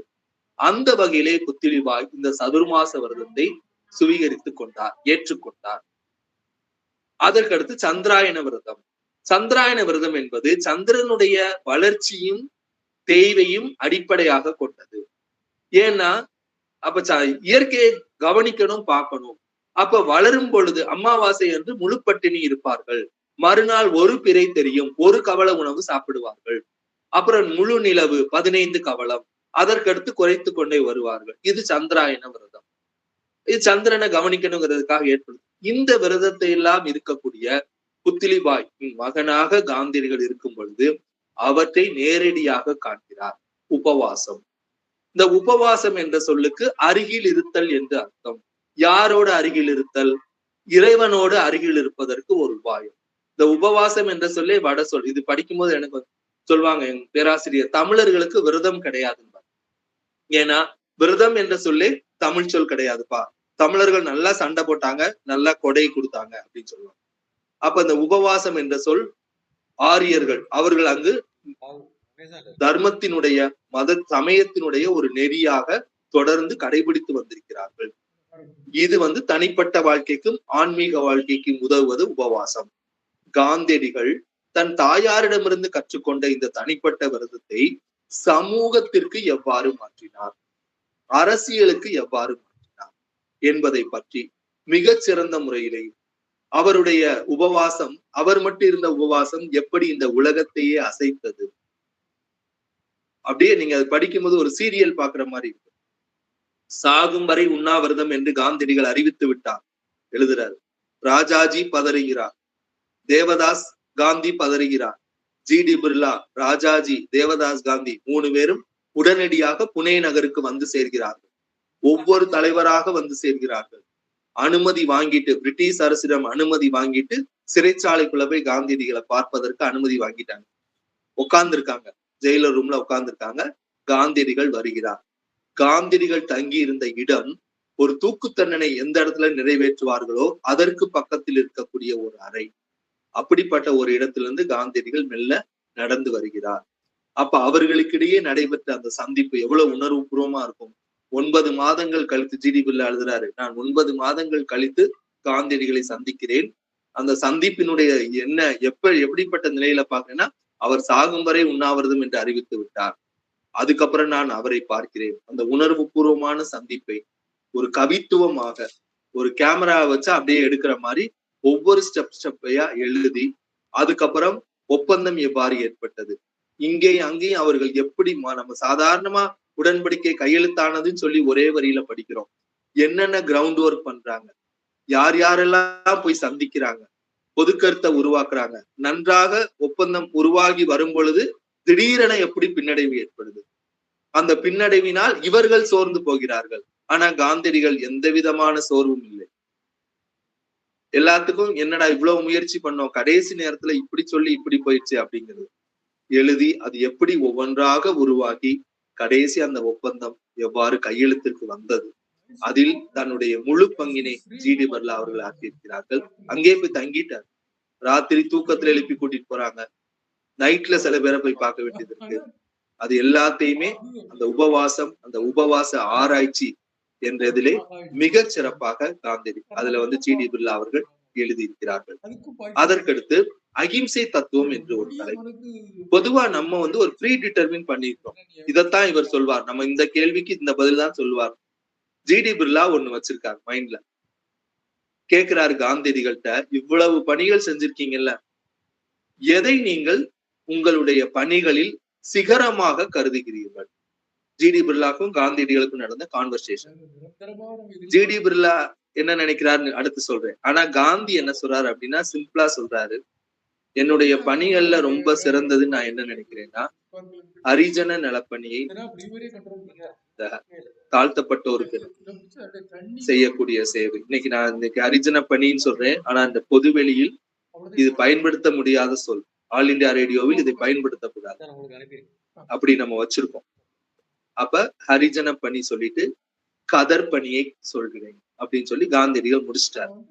ஆனா இவருக்கு ஒண்ணு நினைச்சுக்கிட்டு இருக்காரு, அதை இவர் சொல்லலையே. இவர் கேட்கிறாரு, அப்படி இல்லையே, காந்தியடிகள் அப்படின்னாலே அகிம்சை தானே, நீங்க அகிம்சை மூலமா தானே மற்ற தலைவர்களிடமிருந்து வேறுபட்டு உலகம்லாம் ஒரே வழியில போய்கிட்டு இருக்கும் போது இல்ல இது தவறுன்னு சொல்லி வேற வழியை காமிச்சிங்க, அது அகிம்சை தானே.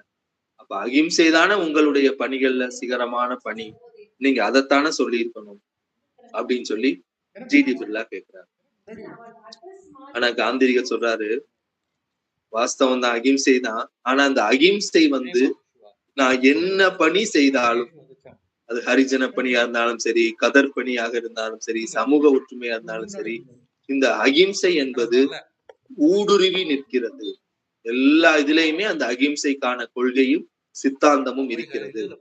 அகிம்சை என்பது ஒரு தனிப்பட்ட பணி அல்ல, அது எல்லாரோடும் இரண்டர கலந்த பணி அப்படின்னு சொல்லி காந்தியடிகள் சொல்றாரு. இந்த காந்தியடிகள் வீட்டிற்கு வந்த உக்கா என்ற சிறுவன், தாழ்த்தப்பட்டவர் முன்னேற்றத்திற்கு காந்தியடிகள் ஆற்றிய பணிகள்ல இதை வச்சுதான் ஆரம்பிப்போம். உக்கா என்ற சிறுவனை தூக்கிட்டு வந்தாங்க, அது சத்திய சோதனையில் கிடையாது, ஆனால் இந்த புத்தகத்துலதான் அதை பற்றி குறிப்பு இருக்கு. அந்த உக்கா என்ற சிறுவனை தொடக்கூடாது அப்படின்னு சொல்லி புத்திலிபாய் சொன்னது, தாயாருக்கு தெரியாமல் தொட்டு பார்த்தேன், தாயார் சொன்னபடி எதுவும் நடக்கவில்லை என்று சொன்னது, அதை ஜிடி பிர்லா அவர்கள் இதிலே எழுதியிருக்கிறார்கள். அதற்கடுத்து இதை அகிம்சை தத்துவம். ஆனா பொதுவா தத்துவம் இருக்கு, ஆனால் இது பிரயோகம் செய்யப்பட வேண்டும் அல்லவா? அகிம்சைவாதியா இருக்கேன், எப்படிலாம் காந்தியடிகள் தன்னுடைய வாழ்க்கையிலே அகிம்சையை பிரயோகம் செய்தார் என்பதை விளக்கி இருக்கிறார்கள். முதல் பிரயோகம் தந்தையிடம். தான் செய்த எல்லா தவறுகளையும் எழுதி கடிதமா கொடுக்கிறார். தந்தை கண்ணீர் விட்டு அழுகிறார். அப்ப ஜிடி பிர்லா எழுதியிருக்காரு, இது புண்பட்ட மனதின் அறிகுறியா, மகன் இப்படி தப்பு பண்ணிட்டானே, புண்பட்ட மனதின் அறிகுறியா, அல்லது மகனின் உண்மையினால் பிறந்த ஆனந்தத்தின் அறிகுறியா? மகன் இவ்வளவு உண்மை உள்ளவனா இருக்கானே, இவ்வளவு தப்பு பண்ணிட்டு கரெக்டா சொல்லிட்டானே, ஆனந்தத்தின் அறிகுறியா? யாருக்கு தெரியும்? அவங்க 2 பேருக்கும் தான் தெரியும் சொல்லி முடிச்சிடுறார். எப்படி இந்த அகிம்சையை காந்தியடிகள் பிரயோகம் செய்கிறார் தன்னுடைய வாழ்க்கையிலே?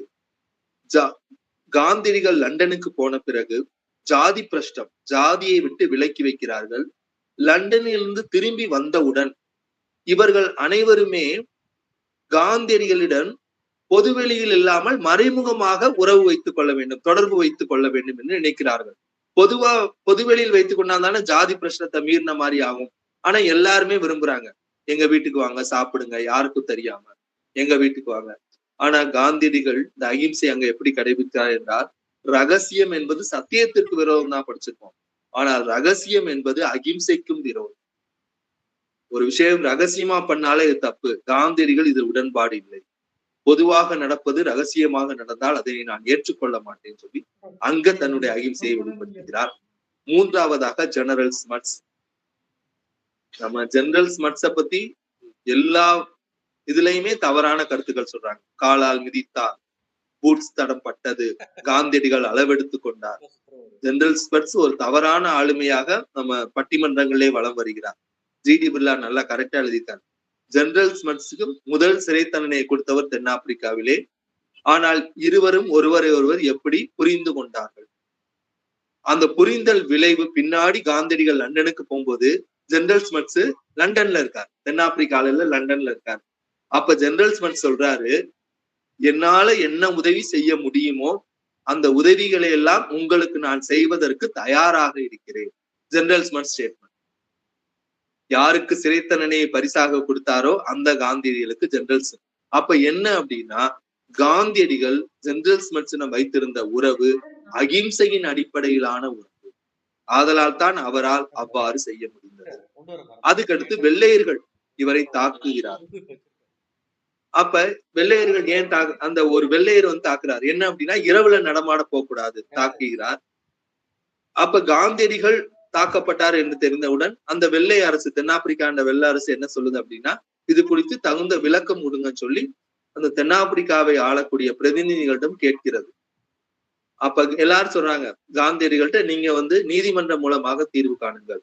அப்ப காந்தியடிகள் சொல்கிறார், எவரையும் தண்டிக்கும் விருப்பம் எனக்கு இல்லை. நான் இது சம்பந்தமாக நான் நீதிமன்றத்திற்கு நான் போக மாட்டேன். அதுக்கடுத்து காந்தியடிகள் இந்தியாவிலிருந்து திரும்பி போகும் பொழுது எவ்வாறு காப்பாற்றப்பட்டார், அந்த எப்படி தாக்கப்பட்டார், எவ்வாறு காப்பாற்றப்பட்டார், தாக்கப்படும் பொழுதும் காப்பாற்றப்படும் பொழுதும் எப்படி ஒரு அகிம்சை நிலையிலே அவர் இருந்திருக்கிறார். ஜிடி பிர்லா பாருங்க, இந்த அத்வைத தத்துவம் என்று சொல்வாரு. தென்னாப்பிரிக்கால வரை வந்தவங்க தாக்குவதற்கு வந்தவர்கள். என்ன அப்படின்னா, எங்களை பற்றி இந்தியாவில நீங்க தவறா பிரச்சாரம் பண்ணீங்க, தவறான அறிக்கைகளை வெளியிட்டீங்க, இந்திய மக்களிடம் தவறான கருத்துக்களை உருவாக்குறீங்க, நாங்க கப்பல்ல உங்களை இறங்க விட மாட்டோம்னு சொல்லி ஒரு வெள்ளையர் கூட்டம் எல்லாருமே நிக்கிறாங்க. அவ்வளவு பெரிய கூட்டம் நிக்குது. ஆனா அந்த கூட்டத்தை ஜிடி பிர்லா எந்த கூட்டத்தோடு ஒப்பிடுதான் அத்வைதத்துவம் எந்த கூட்டத்தோடு ஒப்பிடுகிறார் என்றால், லட்சுமி நாராயண் மந்திர் காந்தியடிகளை வைத்து டெல்லியில திறக்கிறாங்க. காந்தியடிகள் தான் சிறப்பு அழைப்பாளர், அவர் தான் கோவில திறந்து வைக்கிறார். எங்க பார்த்தாலும் கூட்டம். அப்படியே மரத்துல ஏறி மக்கள் நிக்கிறாங்க. மரக்கிளை ஒடிந்து விழுகிறது. 50 பேர் கீழே விழுகிறாங்க. ஆனா கூட்டத்தில் எந்த சலனமும் இல்லை. காந்தியடிகள் முகத்தை பார்த்து விட வேண்டும். அப்ப ஜிடி பிர்லா என்ன சொல்றாரு அப்படின்னா, தென்னாப்பிரிக்கால ஒரு கூட்டம், இங்க ஒரு கூட்டம். இந்த லட்சுமி நாராயண் மந்திர்ல உள்ள நான் கூட்டத்தை பார்த்தவுடன் தென்னாப்பிரிக்கால இவரை அடிக்க வந்த கூட்டத்தை நான் நினைத்து பார்த்தேன். அப்ப எந்த வேறுபாட்டையுமே இவர் காணல, ரெண்டையுமே ஒரேதாக கருதுகிறார். அதுக்கடுத்து அக்னி பரீட்சை. இதுல வந்து காந்தியருடைய அகிம்சை கொள்கை சரியானதான, அவருடைய அகிம்சை கொள்கையினால் மற்றவர்கள் பாதிக்கப்பட்டு விடக்கூடாது, மற்றவர்கள் பாதிக்கப்படுகிறார்களே என்று ஒரு வினாவை அவரே எழுப்பி அதற்கான விடையும் கொடுக்கிறார். வினா சாதாரணமான வினா, ரொம்ப ஆழமான வினா இல்ல. நீங்க சொல்றீங்க தேலை அடிக்க கூடாதுங்கிறீங்க, பாம்பு அடிக்க கூடாதுங்கிறீங்க. சேவாகிராம் ஆசிரமத்துல ஒரு பெண்ணை தேல் கடித்து விட்டது. இரவு முழுவதும் துயரத்தில் அவர்கள் இருந்தார்கள். அப்ப நீங்க அடிக்க கூடாதுங்கிறீங்களே, பாம்பை கொல்லக்கூடாதுங்கிறீங்களே, பாம்பை கொண்டா போய் காட்டுல போய் விடணுங்கிறீங்களே, இந்த மாதிரி கருவி வச்சிருக்கீங்க அப்படின்னு சொல்லும் போது காந்தியடிகள் சொல்றாரு, பாம்பை கொல்லக்கூடாது என்பது என்னுடைய கொள்கை, நான் மற்றவர்களிடம் பாம்பை கொல்லக்கூடாது என்று சொல்லவில்லை, ஆனால் அவர்கள் பின்பற்றுகிறார்கள். கடவுள் அருளால் இதுவரை பாம்பு கடித்து ஒருவர் கூட சேவாகிராம் ஆசிரமத்தில் இறக்கவில்லை. இது என்னுடைய அகிம்சை கொள்கைக்கு கிடைத்த ஒரு நற்கதி, நற்பேறு என்று காந்தியடிகள் சொல்கிறார். இதைத்தான் அந்த அக்னி பரீட்சைங்கிற அத்தியாயம் மிக சுருக்கமாக இருக்கிறது. அதற்கடுத்து கடவுள் பற்று.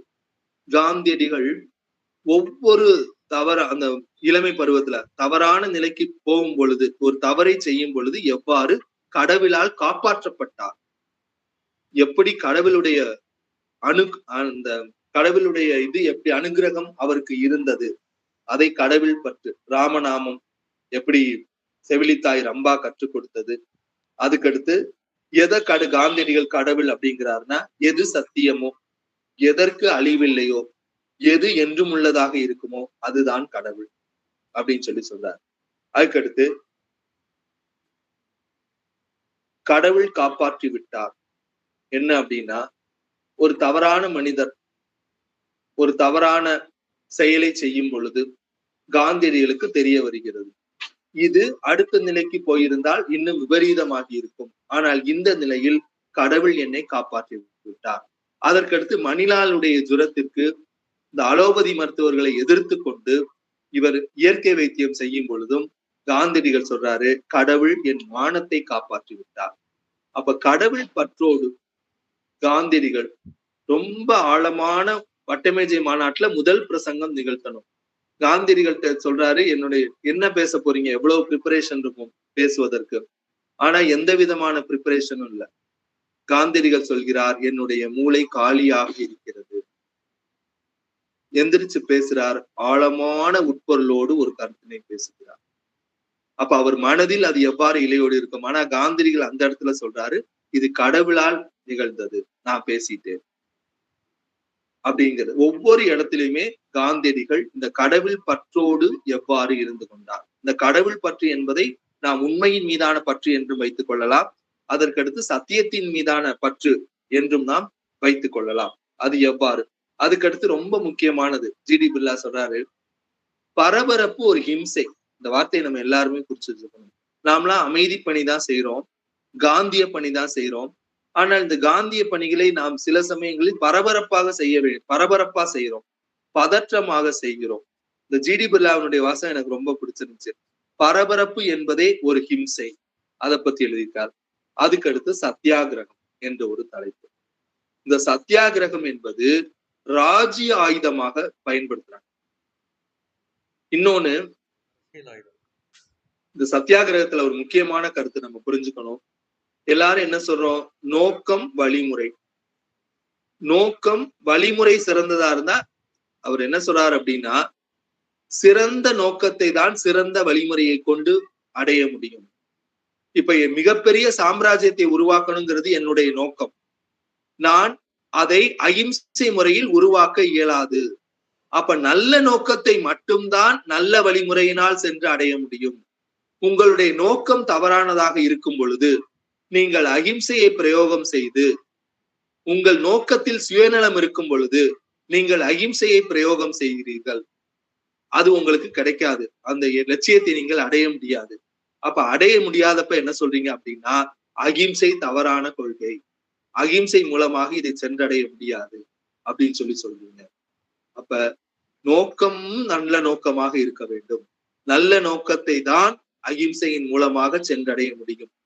பொருள் சொல்றாரு ஜிடி பிர்லா, பொருள்லாம் சேர்த்துட்டீங்க, எப்படியோ செஞ்சு பொருள் நிறைய சேர்த்துட்டீங்க, இந்த பொருளை காப்பாற்ற வேண்டும், பொருளை காப்பாற்றும் பொழுது நீங்க அகிம்சையை தேடுறீங்க, அகிம்சை மூலமாக இந்த பொருளை காப்பாற்றுவோம், அகிம்சை மூலமாக இந்த பொருளை நாம் காப்பாற்றி கொண்டால் அகிம்சை ஜெயித்ததாக அர்த்தம். இல்ல வன்முறை மூலமாக நம்ம காப்பாற்ற முடியாது. அப்ப உங்களுடைய சுயநலத்திற்காக அகிம்சையை எந்த நேரத்திலும் பயன்படுத்த முடியாது. நான் ஒரு இடத்தில் அகிம்சையை பயன்படுத்தி அந்த அகிம்சை தோற்றுவிட்டது என்றால் என்னுடைய நோக்கத்தில் சுயநலம் இருக்கிறது, என்னுடைய நோக்கம் நல்ல நோக்கம் அல்ல. அந்த அகிம்சை தத்துவத்திற்கோ சத்தியத்திற்கோ என்றுமே தோல்வி கிடையாது. இது என்னுடைய சுயநலத்திற்கு தான் தோல்வி, அப்படிதான் நம்ம கருதி கொள்ள வேண்டும்ங்கிறத ஒரு தத்துவ ரீதியாக. அப்ப சத்தியாகிரகம் என்பது எப்போதும் சாத்வீக ஆயுதமாக பயன்படுத்த வேண்டுமே தவிர ராஜ்ய ஆயுதமாக பயன்படுத்தக்கூடாது. அந்த சத்தியாகிரகத்திற்கு 11 மகாவிரதங்கள் எவ்வாறு உண்மையாக இருந்தன, அதை எவ்வாறு கடைபிடிக்கும் பொழுது 11 மகாவிரதங்களை கடைபிடிக்க நாம் சத்தியாகிரகத்தை நோக்கி செல்கிறோம். அதுக்கடுத்து ஜிடி பிர்லா சொல்றாரு, ஒரு தலைப்பு வித்தியாசமா இருந்துச்சு, அவர் சிந்திப்பது எப்போது, எழுதிக்கிட்டே இருக்காரு, பேசிக்கிட்டே இருக்காரு. தலைவர்கள் வராங்க, பேசுறாரு, அப்புறம் எழுதுறாரு, பயணம் செய்யறாரு, தலைவர்களை சந்திக்கிறாரு. எப்பதான் சிந்திப்பாரு?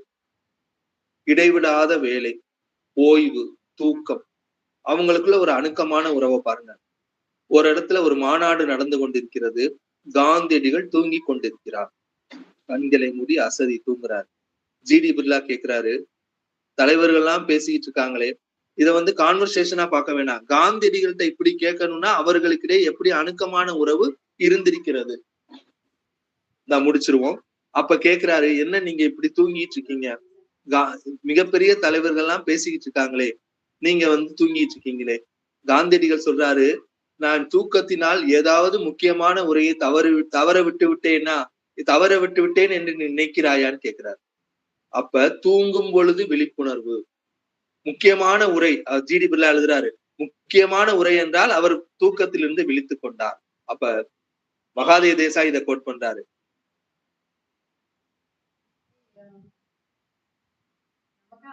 காந்தியடிகள் தானும் தூங்குவதில்லை, அவரை சார்ந்தவர் தூங்க விடுவதில்லை. இது பிசிக்கல் தூக்கம் நினைக்க வேணாம். இது வந்து இந்த சொல் ஒரு ஆழமான பொருளில் கையாளப்படுகிறது. காந்தியடிகள் தானும் தூங்குவதில்லை, மற்றவர்களையும் தூங்க விடுவதில்லை. காந்தியடிகளால் தூங்காமல் இருந்தவர் ஜிடி பிர்லா. அவருடைய வாழ்க்கை வரலாற்றினை ஒரு அறிந்து கொள்வதற்கு எனக்கு ஒரு வாய்ப்பு கிடைத்தது. மிகப்பெரிய கங்கையில் நான் வந்து அந்த கங்கை செம்பு கூட பெருசு, ஒரு சிறிய செம்புல கொடுத்திருக்கிறேன். எனக்கு ஒரு மிகச்சிறந்த ஒரு வாய்ப்பினை கொடுத்த காந்தி கல்வி மையம், காந்தி கல்வி மையத்துல அந்த அவங்க சொல்லும் போது எப்போதுமே எனக்கு ரொம்ப சந்தோஷமா இருக்கும். நல்ல ஒரு நிறைந்த அவையில் எனக்கு ஒரு நல்ல ஒரு பேசுவதற்கு ஒரு வாய்ப்பு கிடைத்தது. என்னுடைய வாழ்நாளில் மிகச்சிறந்த பாக்கியமாக நான் இதை கருதுகிறேன். உங்கள் அனைவருடைய ஆசீர்வாதமும் எனக்கு கிடைக்க வேண்டும். நன்றி, வணக்கம். டைம் ஆயிடுச்சா?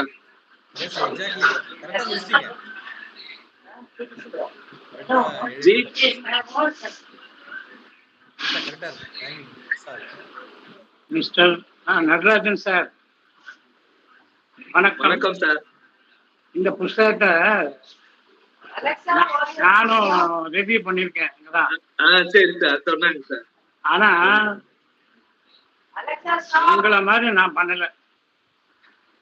அவ்வளவு அற்புதமா நீங்க பண்ணிட்டீங்க. ஏன்னா உங்களுக்கு அனுபவம் ஜாஸ்தி, எனக்கு அந்த அளவுக்கு அனுபவம் இல்லை. அந்த அனுபவமும் சேர்ந்து இந்த புஸ்தகத்துல நீங்க விளக்கத்துல வந்திருக்கு. ரொம்ப சந்தோஷம். நான் 2ஆம் தடவை அந்த புஸ்தகத்தை படிக்கிற மாதிரி இருந்தது. நான் சொல்லாத விஷயங்கள் எல்லாம் நீங்க சொன்னீங்க. எனக்கு ரொம்ப மகிழ்ச்சியா இருந்தது, சந்தோஷம். ரெட்டை மகிழ்ச்சி சார். நீங்க பண்ண புக்கை நானும் பண்ணிருக்கேங்கிறது எனக்கு ஒரு ரெட்டை மகிழ்ச்சி. ரொம்ப நன்றி. Thank you. Rajendran sir.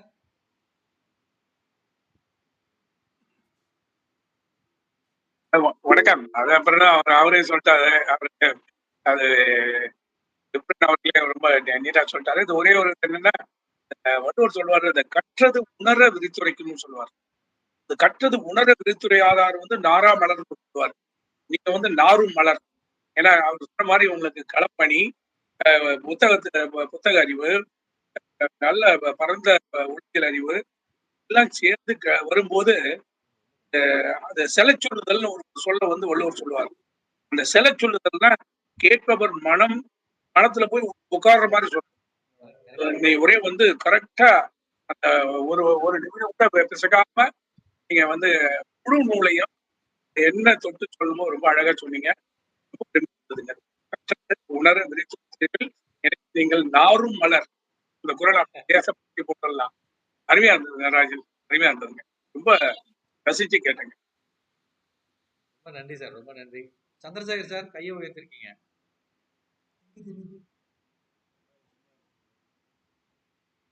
Chandru sir, கையை உயர்த்திருக்கீங்க.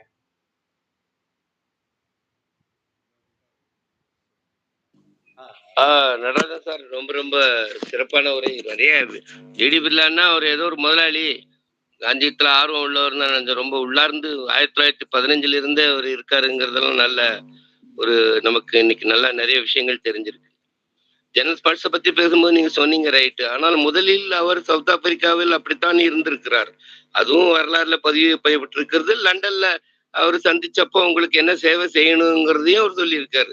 அது இரண்டும் அவரிடம் அந்த மனோமாற்றங்கள் நடந்திருக்குன்னு தான் இருக்க வேண்டும் அப்படின்னு நான் நினைக்கிறேன். மதுரையில பட்டிமன்றத்துல மிதித்தார், நெஞ்சில் மிதித்தார், அப்ப அளவெடுத்து வைத்துக் கொண்டார். இல்ல நீங்க அவ்வளவு நான் கடைசியா விளக்கம் சொல்லுங்க நடராஜன் சார். இன்னும் ரொம்ப பேர் என்ன கேட்பாங்க. அதனால அது கரெக்டா இருக்கலாமோ அப்படின்னு தோணுச்சு. மத்தபடி அந்த லட்சுமி நாராயண் மந்திருங்கிறதும் அது ஏதோ கிளை ஒடிஞ்சு விழுந்துருச்சு. அது நிச்சயமாக மகாத்மா காந்தி வருந்தி இருப்பார். சவுத் ஆப்பிரிக்காவில் ரொம்ப பேர் அட்டாக் பண்ண வந்தது ரைட்டு. கஸ்தூரிபா கூட ரொம்ப வருந்துவாங்களாம். இன்னைக்கு யாரு ஒரு அடிக்க போறாங்களோ, என்ன பிரச்சனை வரப்போகுதோன்னு சொல்லிட்டு. அது கலைச்செல்வியினுடைய புத்தகத்துல நல்ல அருமையா எழுதியிருந்தாங்க, நான் படிச்சிருக்கேன். ஓகே, நல்ல தகவல்கள் நிறைய இருக்கு. ரொம்ப ஒரு அருமையான உரை, ரொம்ப ஆழ்ந்து ரொம்ப பிரயோஜனமான ஒரு உரையை பண்ணியிருக்கீங்க. Thank you very much. Arjun sir நீங்க ஏதாவது சொல்றீங்களா?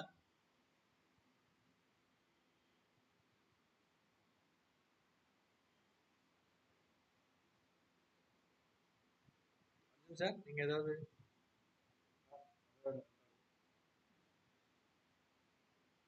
அர்ஜுன் சார் நீங்க ஏதாவது சொல்றீங்களா? ஜி அர்ஜுன் சார் இல்ல அது காந்திஜியோட ரொம்ப க்ளோஸா பழகின ஒரு ஒரு ஒரு பர்சன் ஜேடி பிர்லா. அவர் வந்து காந்திஜியோட இந்த பர்சனல் நிறைய இஷ்யூஸை வந்து நல்லா க்ளோஸா அப்சர்வ் பண்ணி ஒரு சொல்லியிருக்காரு. அதாவது ஜென்ரலா பப்ளிக்கா தெரிஞ்ச இன்ஃபர்மேஷன் இல்லாம அந்த இன்சைட் இன்டு த மேன் அந்த மாதிரி ஒரு புக் மாதிரி இது தெரியறது.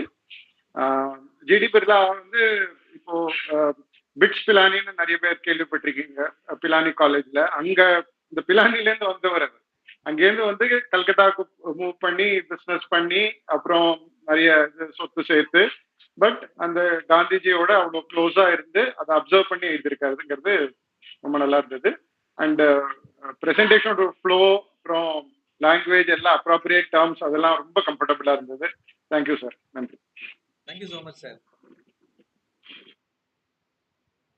வேற யாருக்காவது எழுமல சார் லைன்ல இருந்தாரு, இருக்காரா?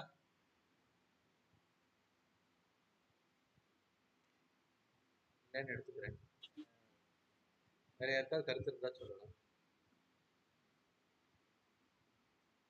நீங்க வேற யாருக்காவது கருத்து இருக்கா? ஸ்டூடெண்ட்ஸ் யாருக்காவது கேள்வி இருந்தா கேட்கலாம். Natarajan sir can answer.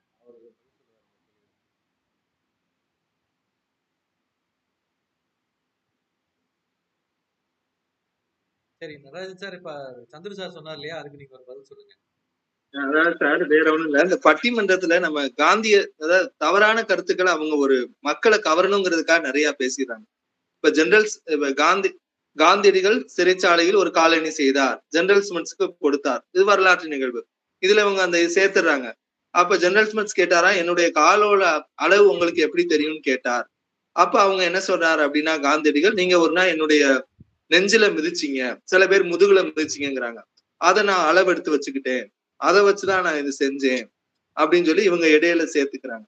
இந்த மாதிரி ஒரு தவறான தகவல்களை வந்து மக்கள்கிட்ட கொடுத்துடக்கூடாது. ஜெனரல் ஸ்மித்ஸ் அப்படிலாம் மிதித்தவர் கிடையாது. மிக தலை சிறந்த பேச்சாளர்களே அப்படி சொல்றாங்க பட்டிமன்றத்துல. இந்த கருத்து நம்ம வந்து நாடக பாணியில இருக்கு தவறான கருத்து, அதை நம்ம பதிவு பண்ணக்கூடாது. நீங்க சொல்றது கரெக்ட் தான். அது ஒரு மாஸ் அப்ரிசியேஷன், மாஸ் அப்பீலுக்காக வேண்டி இவங்க பண்றது. இந்த கூத்து நடந்துகிட்டு தான் இருக்கும். இது அது உண்மை கிடையாது. முதல்ல இவர்களை பட்டிமன்ற பேச்சாளர்கள் எல்லாம் முதல்ல காந்தி பயிலணும், நிறைய கேட்கணும். கேட்டுட்டு மேடைக்கு வந்தா நல்லா இருக்காது. அவங்க செய்யறது இல்லை. என்ன செய்ய முடியும்? அவங்க ஒரு பாப்புலாரிட்டி கெயின் பண்ணிட்டாங்க, அதை வச்சுட்டு அடிச்சுக்கிட்டு இருக்காங்க. அது சரியில்லை. ஒருத்தர் புகழும் போது கூட தெரியாம கூட புகழ்ந்துடலாம் சார். ஆனா நான் ஒருவர் மீது குறை சொன்னேன் அப்படின்னா 2-3 தடவை உறுதிப்படு. சொல்லக்கூடாது. ஒருவேளை குறை சொல்லணும்னா கரெக்டா ஆத்தென்டிக்கா குறை சொல்லணும். கரெக்டான வார்த்தை. Correct sir. தேங்க்யூ. அது ரொம்ப முக்கியமான ஒரு வாட்ஸ்அப் ஃபார்வர்டு எல்லாரும் பண்ணிக்கிட்டே இருப்பாங்க. 6 மாசத்துக்கு ஒரு முறை உங்களுக்கே அது திரும்பி வரும். நிறைய வரும் அது. அதுல ஒண்ணு ஸ்மட்ஸை குறை சொல்ற மாதிரி இருக்கும், இன்னொன்னு காந்தியை தூக்கி எங்கேயோ கொண்டு போய் சேர்க்கிற மாதிரி இருக்கும். காந்தியர்களுக்கே அது ரொம்ப பூசுற மாதிரி இருக்கும் அந்த வரிகள்லாம். என்னடா இப்போ தூக்கி வைக்கிறாங்களே அப்படின்னு. காந்தியை அதாவது காரணமே இல்லாம அவதூறு பேசுறதும் வருது, இந்த மாதிரியான சம்பவங்களும் வருது. இவ்வளவு உண்மை. ஜிடி பிர்லா மாதிரி பல அறிஞர்கள் அவரோட இருந்தவங்க எல்லாரும் அவரோட நேர்ல இருந்து பார்த்து எழுதின ஆவணங்கள், காந்தியே எழுதினதுக்கு பிறகு இந்த மாதிரி பெரிய மனிதர்கள்லாம் சேர்ந்து வேற எழுதியிருக்காங்க. விமர்சன பார்வையோடு எழுதினதெல்லாம் கூட இருக்கு. இவ்வளவு ஆவணப்படுத்தப்பட்ட மனிதருக்கே இவ்வளவு அவதூறுகளும் அதே மாதிரி பொய்களும் வந்து கட்டமைக்கப்படுதுன்னா வரலாறை கையாளுறதுங்கிறது ரொம்ப கஷ்டமான ஒரு காரியம். அதுக்கு ஒரு நிதானமும் பக்குவமும் வேணும். இந்த நேரத்துல இப்படி ஒரு ஜிடி பிர்லாவுடைய இந்த புத்தகம் ஏற்கனவே 2020 விக்ரம் சார் பேசியிருந்தாலும் இது நம்ம நடராஜன் சார் அவருடைய பாணியில ரொம்ப அழகா எடுத்து சொன்னாரு. ரொம்ப முக்கியமான பல விஷயங்கள் இதுல இருக்கு. அது காந்தியினுடைய அப்பா காந்தியுடைய மன்னிப்பு கடிதத்தை எப்படி பார்த்தாரு, காந்தி எப்படி பார்த்திருப்பாரு அப்படிங்கிறத நம்ம அவங்க பார்வையில இருந்து தான் நம்ம பார்க்க முடியும். நம்மளால எதுவும் சொல்ல முடியாது. பல விஷயங்களை ரொம்ப அருமையா சொன்னாரு.